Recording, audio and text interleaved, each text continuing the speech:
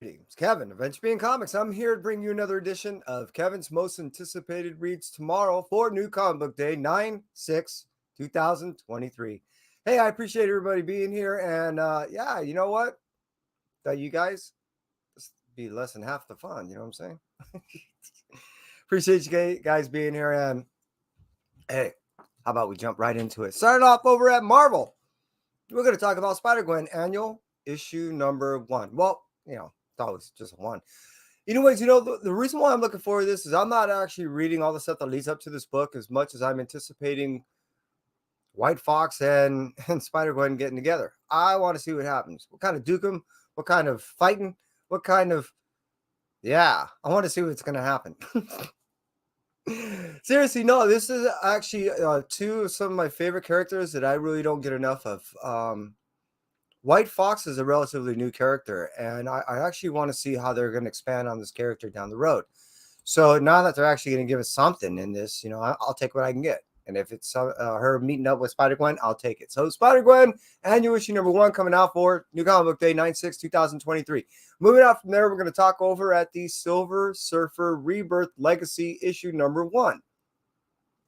Now, this actually is a 3-part aspect, meaning we got Silver Surfer Legacy, we got Silver Surfer Rebirth, that reintroduced characters that we haven't seen in a while.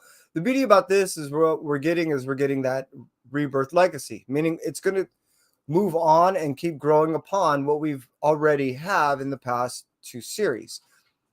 I've been digging all this stuff. Really, I don't get enough Silver Surfer, and if this is what they're going to give to me, I'll take what I can get. Seriously, I'm digging this, and I'm really anticipating this Silver Surfer Rebirth Legacy issue number 1. Moving out from there, we're going to talk over at the Doctor Strange issue number 7. This series as a whole has been really unique. I've really been enjoying the fact that Clea and Doc got together, and this was, in a sense, his reincarnation from his death from what we got, which I don't really want to get as much into that as what we got out of that. And what I mean is this storyline is something that I've never really got from more Doctor Strange stuff. Yeah, we see them fall in love and all this other stuff, but this is something that we've been wanting to see for a while. And now that we got 2 Sorcerer Supremes together, working together and are together, this has been a great series. Looking forward to issue number 7 coming out tomorrow. Moving out for Doctor Strange, issue number 7, we're going to talk over at the Amazing Spider-Man, issue number 33. In my opinion, really what this is this is going to be a 2-part little mini that sets up for 35, and 35 is going to set up, from what I've been reading, almost like a 2-year storyline. Anyways, regressing. Issue number 3 comes out tomorrow.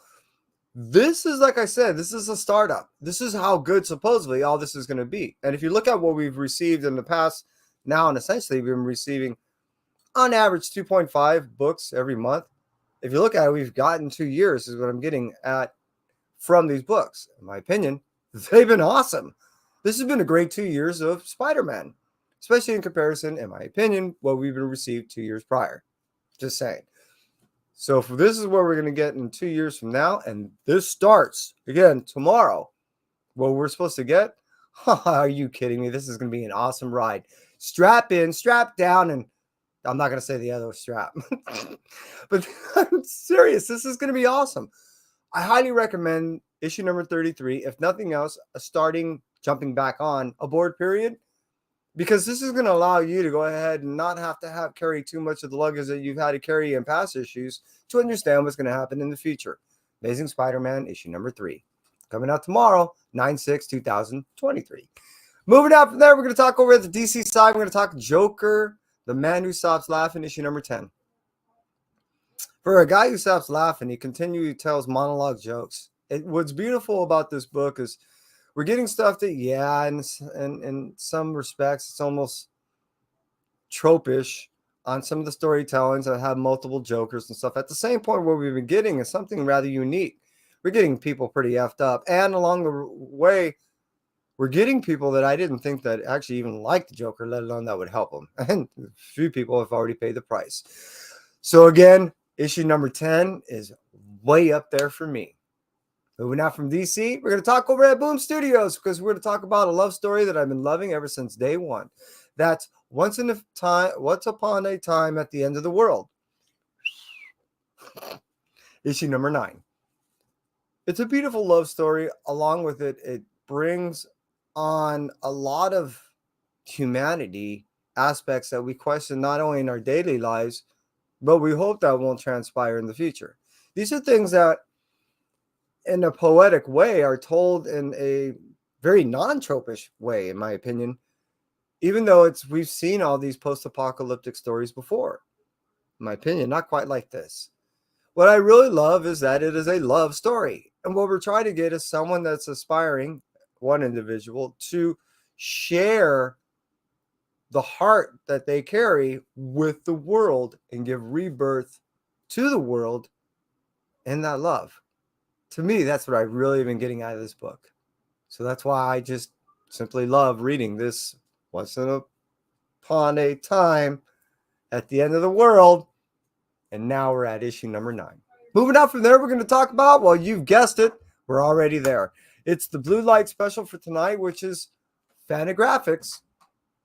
That is the writer for, or I should say the publisher, for this book, which is Red Room, Crypto Killers, issue number 4.